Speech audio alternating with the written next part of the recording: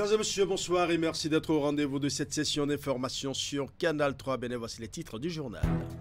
Rencontre au sommet de l'État entre le président Patrice Talon et les groupes parlementaires ce lundi 22 janvier 2024.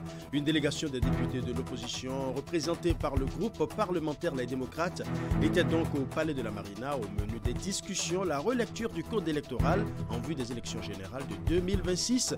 Qu'est-ce qui est retenu avec le président de la République? Les démocrates sont-ils prêts à accompagner le processus de correction du code électoral? La réponse dans ce journal avec le député Habibou Roukoubou, qui est déjà en plateau avec nous. Il nous fera le compte rendu de la rencontre.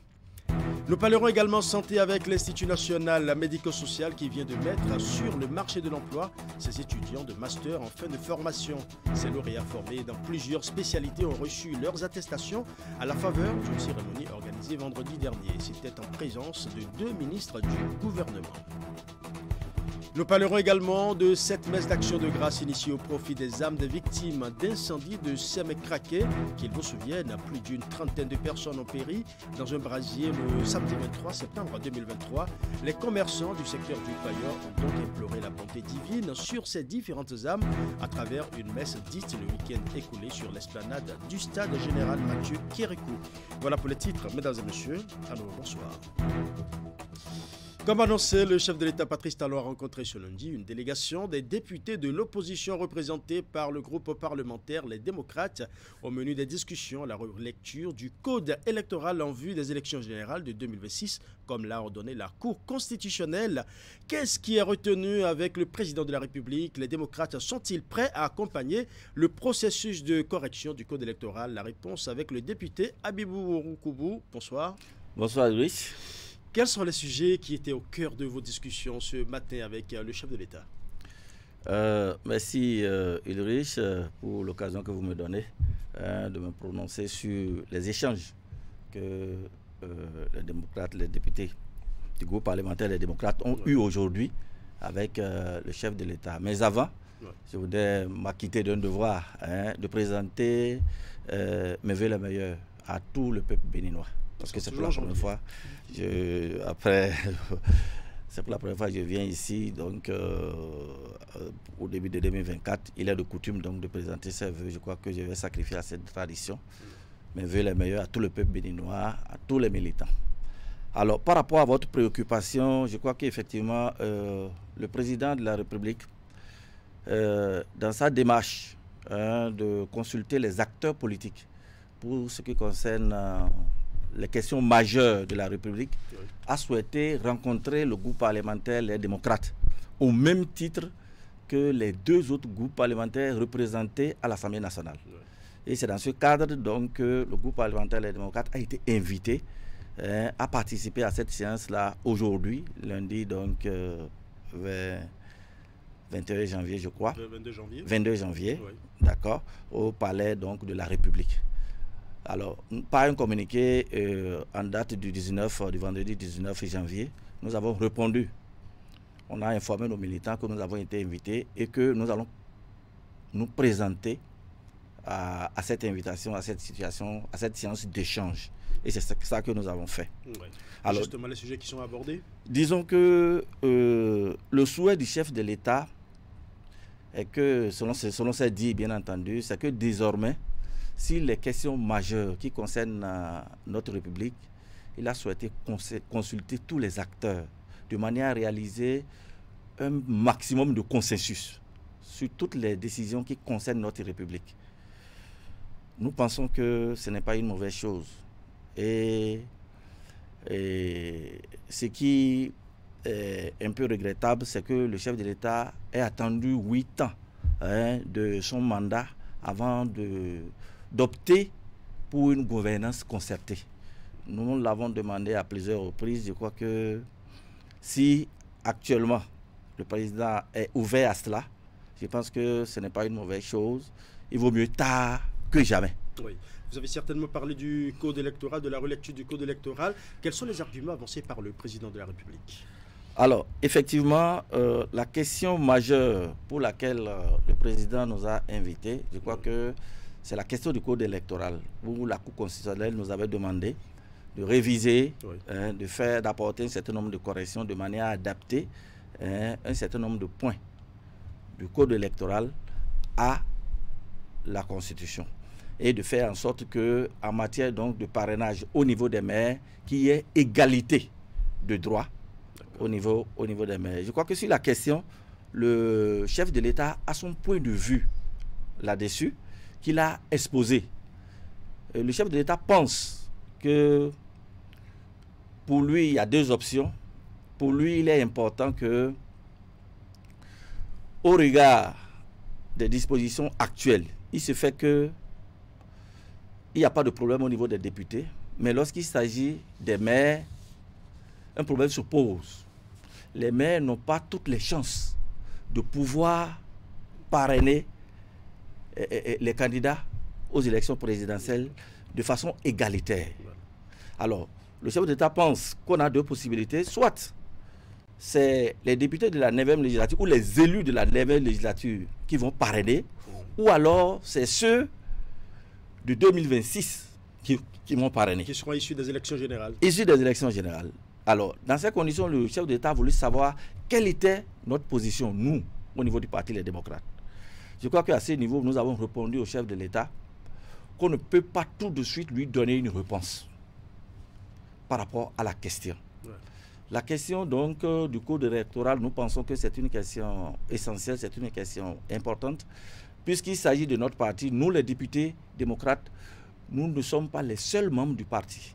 Le parti est assez grand, qui nous donne alors la possibilité de nous retourner au niveau du parti pour que nous fassions les échanges nécessaires, d'accord, pour pouvoir donc donner notre point de vue par rapport à cette question-là. Je crois que c'est ce que nous avons répondu au chef de l'État, parce que nous pensons que le code électoral aujourd'hui est une loi très sensible, surtout qu'il s'agit des élections. Et notre représentant est allé jusqu'à montrer que par rapport à la question du code, il est important qu'on puisse élargir les concertations. Nous avons plusieurs compétences. Toutes les compétences ne sont pas réunies seulement au niveau de l'Assemblée nationale. En dehors de l'Assemblée nationale, nous avons des juristes, nous avons des sachants, nous avons des politologues, nous avons des ONG qui ont des compétences plus élargies qui pourraient apporter dans la question de la révision de la Constitution, dans la question de la révision de ce code-là. Oui, on sait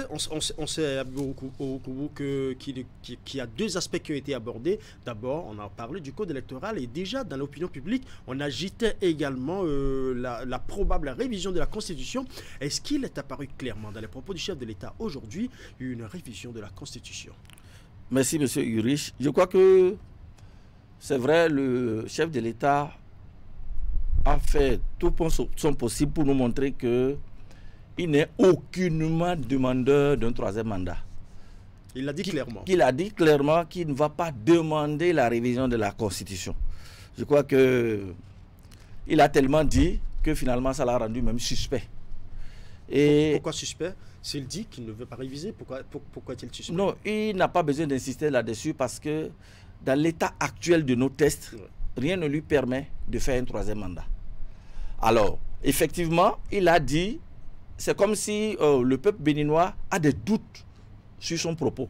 Et il aurait aimé que ce soit au niveau de nous, le Parti des démocrates, qui relayons cette information-là, comme quoi il n'est pas demandeur d'un troisième mandat, il n'est pas favorable à l'idée d'un troisième mandat. Oui, nous pensons que c'est à lui d'améliorer sa posture, c'est à lui d'améliorer sa crédibilité vis-à-vis du peuple. Ce n'est pas à nous de le faire. C'est déjà heureux de savoir que, au moins nous, au niveau du Parti des démocrates, ils pensent que nous sommes crédibles vis-à-vis du peuple. Oui, ça, c'est déjà important, mais nous ne serons pas son porte-parole. Vous l'avez bien dit tout à l'heure, Patrice Talon a laissé entendre son désir de quitter le pouvoir en 2026. N'est-ce pas une garantie suffisante pour vous d'aller à une révision de la Constitution? Non, nous l'avons dit, nous l'avons martelé, pour rien au monde, nous n'allons participer à une quelconque révision de la Constitution, même une virgule. On ne va jamais participer à la révision de la Constitution. Ça, tout le monde sait. Ça, là-dessus, ça, on ne peut pas revenir là-dessus. Oui. Notre position est assez claire. Nous ne voulons pas révision de la Constitution et nous allons combattre tous ceux qui vont s'engager sur cette voie-là. Oui. Nous ne sommes pas favorables à ça. Le président a dit, le président pense qu'il a assez compromis la paix et que maintenant, il veut finir son mandat en beauté et c'est la raison pour laquelle il s'engage. D'accord? Et il souhaite qu'on puisse prendre les dispositions pour que le pays retrouve ces lettres de noblesse comme il a retrouvé en 2016. Nous pensons que c'est une bonne chose. Nous sommes tous prêts à travailler à cela, mais le plus gros lui revient parce que c'est à lui de faire en sorte de convaincre tout le peuple béninois qui n'est pas encore dans une nouvelle ruse. Non, c'est très important, il faut le préciser. Et c'est la raison pour laquelle le peuple ne lui fait pas confiance. Une chose est certaine, la grande responsabilité vous incombe actuellement. Et vous avez dit tout à l'heure que vous êtes prêt à accompagner dans la révision du code électoral le groupe parlementaire Les Démocrates. Mais qu'en est-il alors? Puisque vous l'avez dit aussi, le groupe parlementaire fait partie d'un grand parti, il y a un ensemble. Quelle est la position de la fêtière actuellement? Oui, merci beaucoup. Comme je vous l'ai dit, nous n'avons pas encore fait les échanges qu'il faut au niveau du parti. Parce qu'en allant à cette rencontre ce matin, nous n'avions pas l'objet de la séance. D'accord? On savait qu'il serait question de code, mais concrètement, de quoi dans le code? Alors, donc, comme je vous l'ai dit, nous allons nous retourner au niveau de notre parti, nous allons mener le débat. Et mieux, nous voulons aller au-delà de notre parti pour discuter cette question avec les juristes de haut niveau, les sachants, les ONG, les politologues, même les simples citoyens. Il faut que nous menions une concertation large. Et dans une certaine mesure, on est disposé à proposer même au chef de l'État aujourd'hui pour que, en dehors de l'Assemblée nationale, qu'on engage des personnes averties pour étudier la question et faire des propositions, et que ce soit ces propositions-là qui viennent sur la table de l'Assemblée nationale. Pour que nous on se prononce alors sur les propositions qui sont faites par des gens, non pas par des députés, mais par ceux qui s'y connaissent. Pour que nous puissions donc apporter nous-mêmes notre contribution sur la question. Voilà comment nous pensons la chose. Vous avez bien fait de parler d'autres personnes qui vont également parler, qui vont également intervenir dans ce dossier. Et justement, restez avec nous parce que le prochain élément, puisque nous avons recueilli l'avis d'un autre parti de l'opposition, en l'occurrence le Mouvement Populaire de Libération MPL, le président de ce parti s'est prononcé d'ailleurs sur la rencontre entre le président Patrice Talon et les groupes parlementaires. Il a dans ses propos d'ailleurs suggéré que ce genre d'initiative ne prenne plus seulement en compte les politiques à l'avenir. Nous allons suivre les propos de Expérience TB. Le jour de cette rencontre n'est pas annoncé, donc, mais au regard de l'actualité, on peut imaginer de quoi peut être fait cette rencontre. Au-delà de tout, et comme nous l'avons toujours dit, la discussion est importante. Le dialogue, du moins, c'est important entre toutes les parties. Il ne faut pas que l'opposition continue d'observer ce face-à-face, je vais dire mortifère. Il faut qu'on puisse dialoguer, et crever l'abcès et échanger sur les sujets même qui sont objets de grandes divergences. Donc, nous saluons cette rencontre, sauf que les questions essentielles, s'il s'agit des questions de la loi électorale ou de la Constitution, comme cela se suppute en ce moment dans l'opinion, nous pensons que c'est une question qui va au-delà de nos représentants à l'Assemblée et qui doit réunir toutes les forces politiques, la société civile et autres. Parce que l'expérience doit pouvoir nous enseigner les leçons que lorsque les questions, la loi, du moins les lois qui gèrent les élections ou le vivre ensemble comme la Constitution, lorsqu'on doit aller y toucher, ça concerne toutes les sensibilités, tout le monde, tout le peuple. Et donc, ce n'est pas seulement les représentants à l'Assemblée, même si nous avons aujourd'hui quand même 28 qui représentent l'opposition. Et je pense que s'il s'agit de ces questions-là, ça doit être un début de discussion qui va continuer par s'élargir. Le chef de l'État, j'espère bien qu'il élargira cette discussion à d'autres sensibilités, et les autres partis politiques, la société civile et les autres composantes de la nation qui quand même ont un mot à dire. Voilà le code électoral qui concerne toutes les sensibilités. Habibou Okoubou, vous avez suivi. Toutes les sensibilités doivent intervenir rapidement. Un mot avant de nous quitter. Merci beaucoup. Je pense que c'est très important La question du code électoral ou de la loi électorale concerne presque tout le peuple béninois. Et il est important qu'on ait une large concertation sur la question. La société civile, tous les acteurs, même le simple béninois doit pouvoir donner son point de vue là-dessus. Et dans ces conditions, il est important qu'on puisse organiser, même si possible, des ateliers, des séminaires, pour que des sachants, ceux qui s'y connaissent, d'accord, reviennent sur les tenants et les aboutissants, de manière à ce qu'on puisse éviter, voyez-vous, tous les heurts possibles. Merci pour qu'on ait une élection apaisée, transparente et équitable. Merci à vous, Habib Okubo. Je rappelle que vous êtes député du groupe parlementaire Les Démocrates. Merci d'être passé sur ce plateau. Certainement que nous allons suivre la réaction des démocrates après la concertation au sein du parti, c'est-à-dire la concertation au niveau du parti. C'est moi qui vous remercie, Louis. Et justement, par rapport à ce sujet qui défraie la chronique, le secrétaire général de la COSI Bénin estime que les Béninois n'ont pas un problème de constitution, que les députés se préoccupent du pouvoir d'achat de ceux qui les ont envoyés à l'Assemblée. Ce sont les propos de Noël Chadaré qui s'est également prononcé sur la rencontre entre le président Patrice Talon et les groupes parlementaires. Nous allons suivre. Nous, en fait, ce n'est pas notre préoccupation en tant que représentants des travailleurs et, n'est-ce pas, défenseurs des intérêts du peuple béninois. Les Béninois n'ont pas, n'est-ce pas, un problème de constitution. C'est clair. Ce qui préoccupe les Béninois aujourd'hui, moi en tant que travailleur, ce débat, c'est un débat qui ne nous intéresse pas. Parce que on ne voit pas l'urgence. Est-ce que c'est opportun de changer une constitution? Bon, on peut comprendre que la loi, le décret, je crois, c'est la loi sur le code électoral, plutôt. Que cette loi-là, il y a quelques vices dedans, il y a des choses à changer, il y a des dysfonctionnements que ça peut entraîner. Mais on peut comprendre ça. Maintenant, de là à parler de la révision de la Constitution, les Béninois ne sont pas préoccupés par ça. Parce que qu'est-ce que ça apporte de plus-value? Le quotidien des Béninois, c'est ce qui nous préoccupe, nous. Comment faire pour que les travailleurs puissent joindre les deux bouts avec le salaire qu'ils ont, mais un salaire qui ne permet pas de faire face à la cherté de la vie. Le pouvoir d'achat des travailleurs, c'est ça qui préoccupe les Béninois. Je suis d'accord qu'on doit s'intéresser aussi aux problèmes de la communauté, constitution et tout ça, mais ce n'est pas ça qui est l'important. On doit pouvoir regarder aussi de ce côté, mais que les députés se préoccupent beaucoup plus du pouvoir d'achat de ceux-là qui leur ont donné le mandat pour être là-bas. Laisser la Constitution tranquille, et on a déjà révisé ça une fois. Et maintenant, on a donné un quitus pour revoir le code électoral, la loi sur le code électoral. Et il faut faire de telle manière que ça ne nous honore pas que chaque fois on doit retoucher ce code électoral.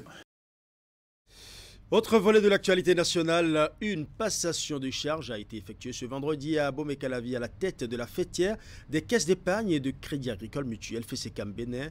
Clément Yedonta, directeur général de l'institution de promotion de l'épargne crédit depuis 2021, a officiellement cédé son fauteuil à Taïro Bassabi Amadou, précédemment directeur de l'analyse et de la planification.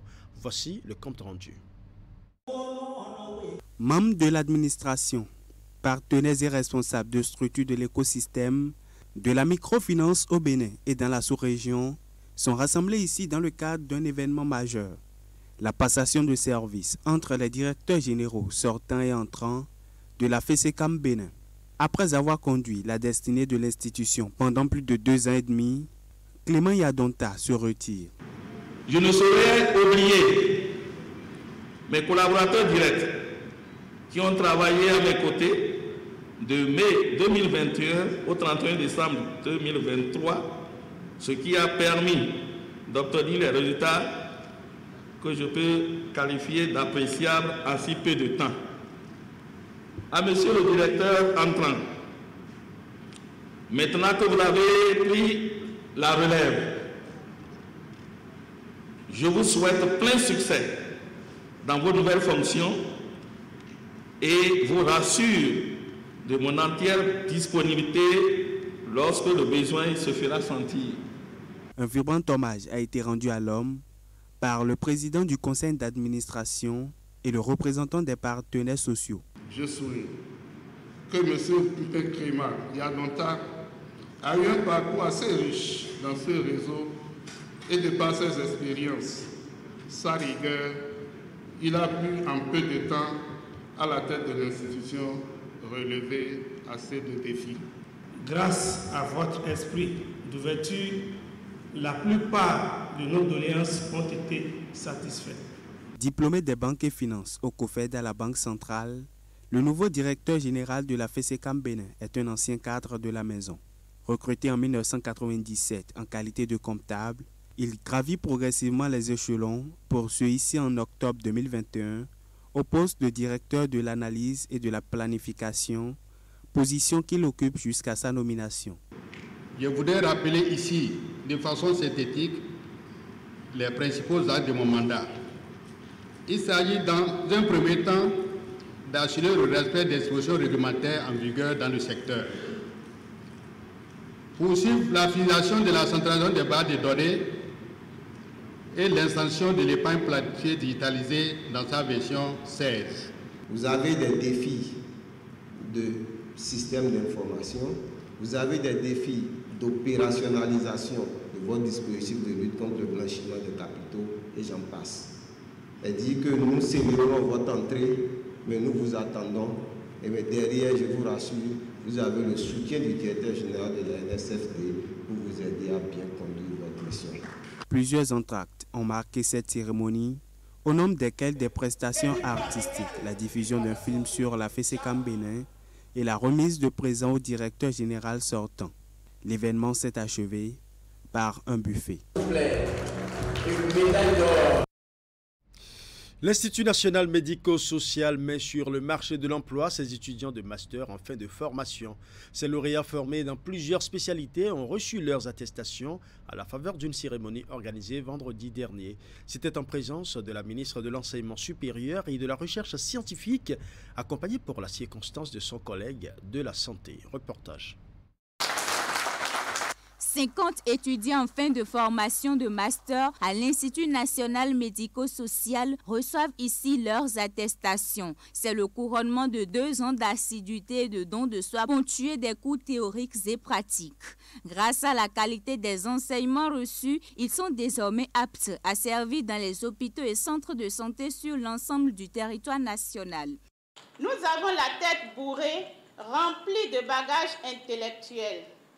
Nous avons toujours été animés d'un esprit, celui d'être sensible à la douleur des autres. Que cet esprit ne nous quitte point. Chers collègues, à partir de ce jour, plus de programmation d'évaluation, ni de stage académique, ni des informations zozo. Le but visé par ces formations est de mettre à la disposition du système de santé du Bénin des infirmiers et sages-femmes spécialisés de haut niveau pour des pratiques cliniques de qualité dans les structures hospitalières. En effet, les formations spécialisées de niveau master offertes à l'INMES sont en parfaite adéquation avec la volonté du gouvernement béninois de développer la médecine hospitalière conformément aux orientations des réformes actuellement en cours dans notre secteur de la santé. Ces lauréats, composés de plusieurs promotions, ont été formés dans diverses spécialités, à savoir santé mentale, pédiatrie, anesthésie et réanimation, gynécologie obstétrique, néphrologie, dialyse et soins palliatifs. Ces formations s'inscrivent dans le programme d'action du gouvernement pour pallier l'insuffisance de personnel qualifié dans ces spécialités. Après le chemin parcouru, c'est avec bonheur qu'ils sont accueillis par la ministre de l'Enseignement supérieur et de la Recherche scientifique et son collègue de la Santé. Vous avez si bien dit, il n'y a plus de cours, il n'y a plus d'évaluation, il n'y a plus rien. Mais c'est maintenant que ça commence. Parce que vous allez avoir les grands et les vrais évaluateurs. Ces grands et vrais évaluateurs, ce sont vos patients. C'est eux qui vont vous donner la palme d'or. Aujourd'hui, c'est du papier qu'on vous a donné. La vraie palme, c'est eux qui vont vous la donner. En vous qualifiant de bon, de gentil, de techniquement rassurant, tous les qualificatifs possibles. Et vous, parents, qui êtes venus nombreux, soutenir vos enfants, c'est sûr, le constat de ce que nous nous sommes beaucoup mobilisés autour des directives qui ont été données par le chef de l'État. Cet homme, ce grand leader qui a compris qu'il ne faut pas laisser le temps au temps et que c'est la santé qui conditionne tout et qui bouscule tous les agendas pour que la santé soit toujours la référence.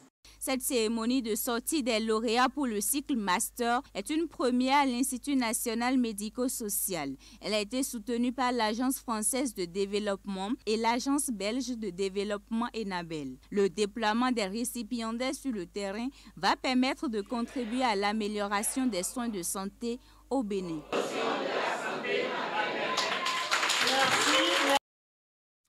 Dans le cadre du programme Église verte de l'archidiocèse de Cotonou, une table ronde a été organisée pour la mise en œuvre des ambitions et les principales actions stratégiques à l'intention des membres du corps diplomatique et consulaire et des représentants des organisations internationales près la République du Bénin. C'est sous la présidence du préfet du Dicaster pour le service du développement humain intégral. Retour sur les temps forts de l'événement avec Florence Bossa. Susciter l'adhésion des partenaires aux initiatives de lutte pour la préservation de la maison commune, la terre, c'est la mission de cette rencontre d'envergure internationale. La table ronde des partenaires sur le programme Église verte sont conviés le corps diplomatique et consulaire, les représentants des organisations internationales, les prêtres et les religieuses. Par le programme Église verte, l'Église famille de Dieu qui est à Cotonou exhorte en ce jour la communauté internationale à une prise de conscience. Et de fait, face au changement climatique, il y a lieu de mener des actions urgentes pour des résultats visibles et lisibles. L'Église famille de Dieu qui est à Cotonou appelle la communauté internationale à écrire par l'action l'histoire de la sauvegarde de notre maison commune, l'histoire de la sauvegarde de la création et l'histoire de la préservation de notre patrimoine commun et unique. L'archidiocèse de Cotonou, par ces projets, rend plus concret l'appel à l'écologie intégrale du Saint-Père, en offrant la possibilité aux communautés chrétiennes de s'engager dans la dynamique d'un nouveau style de vie.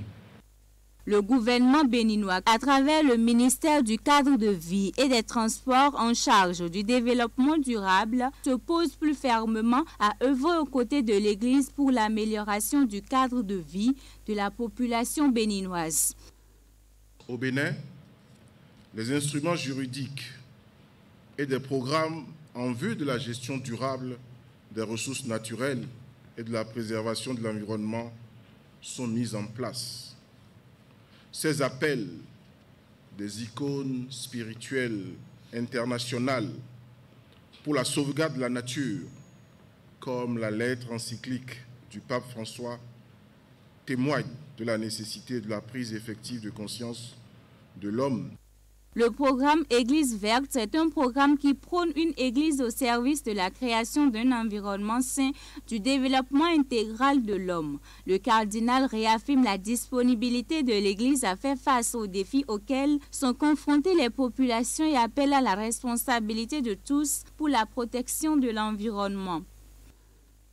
L'Église fera ce qui relève de sa mission et tâchera de se montrer exemplaire en agissant de façon cohérente avec ce qui est enseigné dans Laudato Si.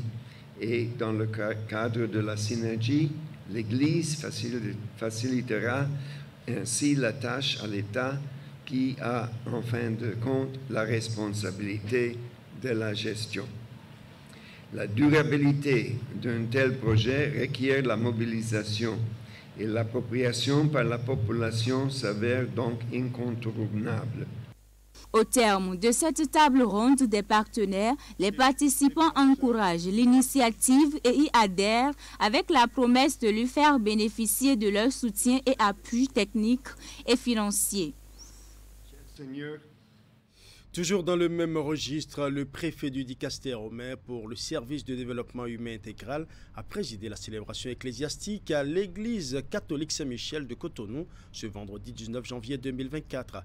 Il a été assisté par son excellence Monseigneur Marc Gérald Miles, nonce apostolique du Bénin et plusieurs autres évêques de l'église catholique du Bénin. Nous allons suivre. Présidée par le cardinal, cette célébration ecclésiastique plante le décor des activités allant dans le cadre de la mise en œuvre du programme Église verte de l'archidiocèse de Cotonou. Content d'être au Bénin, le délégué du pape François exprime la joie de vivre la communion de foi avec les fidèles de Cotonou. Très content d'être ici parmi le peuple de Dieu et avec les chants et les danses et toute la liturgie. Et je me sens vraiment chez moi. Le programme Église verte se veut contribuer à la lutte contre les changements climatiques. Le cardinal invite chaque Béninois à œuvrer pour sa part à une culture environnementaliste. C'est vrai que c'est tout le monde, mais il faut commencer ici et maintenant et pas penser trop dans le universel, mais de penser ce que chacun peut faire ici et maintenant. Plusieurs activités sont au menu dans le cadre de la mise en œuvre officielle du programme Église verte au Bénin.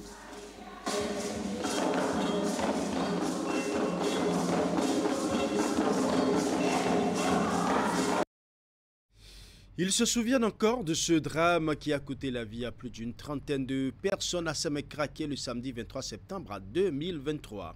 Pour implorer la bonté divine sur ces différentes âmes, les commerçants du secteur ont organisé une messe d'action de grâce à leur intention le week-end écoulé sur l'esplanade du stade général Mathieu Kérékou. C'était en présence de plusieurs autorités communales et des députés de l'Assemblée nationale.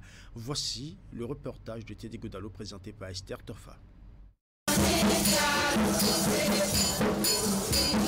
C'est une messe d'action de grâce qui mobilise ces vendeurs et revendeurs de l'essence de contrebande appelée payo.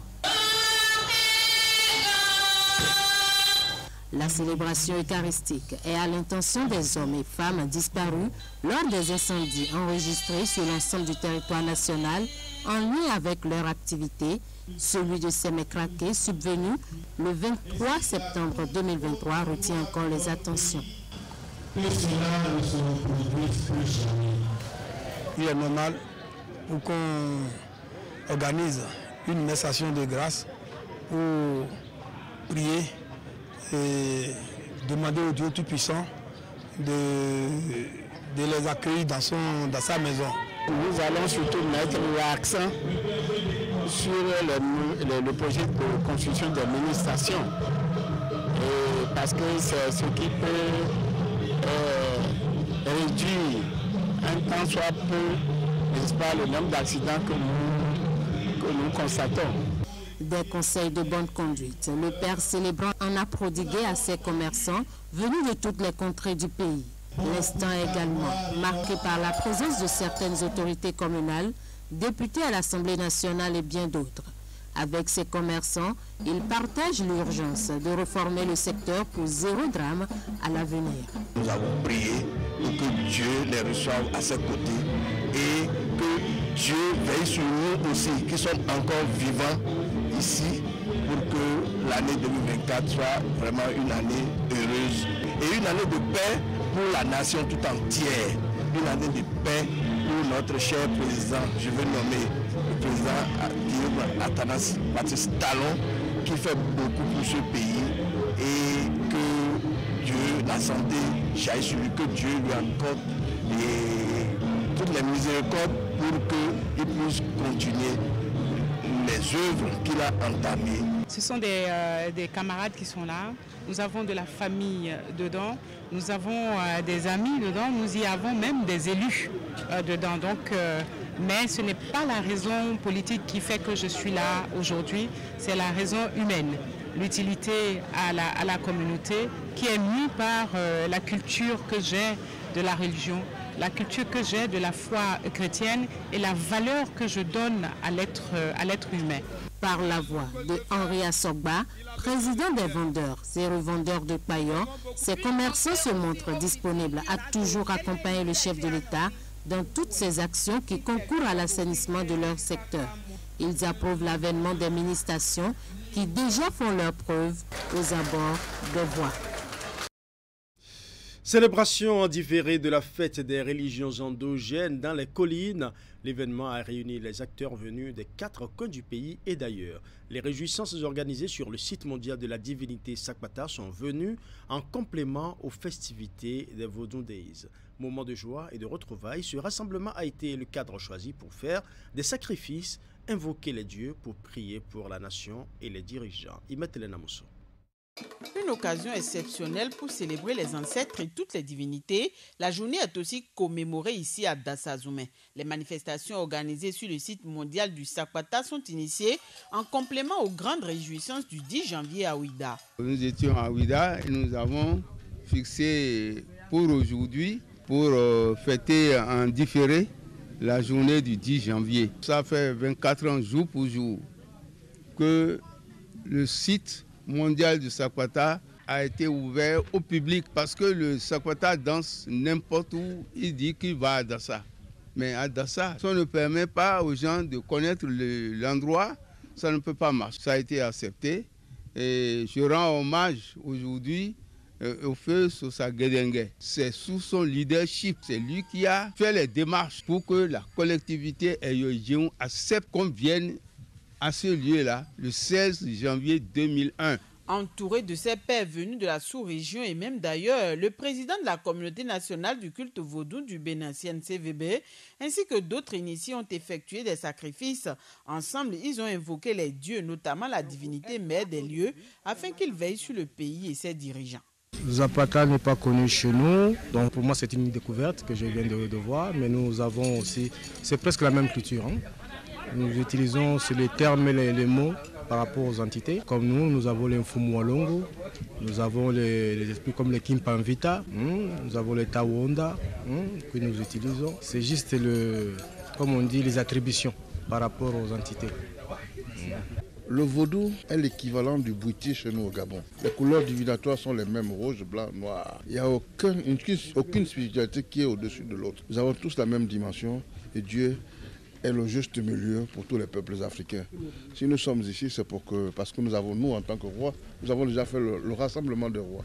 Nous avons le grand triangle, nous avons le trône royal, etc. où les rois. C'est surtout pour pouvoir discuter en frères et en amitié. Pour les adeptes, visiteurs et curieux, c'est un rendez-vous important qu'il faille perpétuer. Au lieu de recueillement des acteurs des religions endogènes, la place Foiragba est officiellement ouverte au public il y a seulement plus de 2 décennies. Il accueille chaque année de plus en plus du monde. L'espace est en attente d'être aménagé par le gouvernement dans le cadre de la promotion de la culture. Au moins 97 000 personnes sont venues à Vodou. Moi, je suis vraiment content. Donc vraiment, Vodou des premiers. Peut-être 2, ça va atteindre près d'1 million. Donc moi, je suis fier d'être béninois, je suis fier d'être le promoteur du festival Vodou Africa USA. Fortement mobilisés pour la circonstance, ces acteurs de la religion endogène ont une fois encore saisi l'occasion pour vanter les nombreuses facettes de la culture béninoise et rappeler l'urgence de les valoriser davantage. En sport, la Coupe d'Afrique des Nations aborde ce lundi sa 3e journée de la phase des poules. Mais à l'issue des 2e matchs disputés, seuls le Sénégal et le Cap-Vert sont déjà qualifiés. Pour les dernières explications de cette 2e journée, la Zambie et la Tanzanie se sont partagés les points. L'Afrique du Sud a étrillé la Namibie, tombeur de la Tunisie d'entrée. Candide Rourinto pour le résumé. Les Chipolo Polo de la Zambie ont empoché leur deuxième point du tournoi face au Taifa Stars de la Tanzanie pour leur deuxième sortie. Alors qu'ils étaient réduits à 10, les Zambiens ont pu revenir au score avant la fin de la seconde période, après avoir concédé l'ouverture du score au cours du premier acte. Score à l'arrivée, 1 but partout. Avec ce résultat, la Zambie se positionne à la 3e place du groupe F, derrière la République démocratique du Congo. Le Maroc, qui a été contraint au partage de points un peu plus tôt, se positionne en tête du groupe avec 4 points.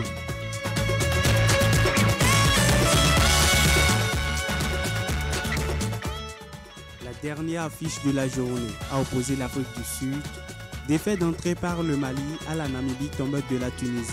Les Bafana renaissent de leur cendre pour malmener les Brave Warriors par un score sans appel de 4-0.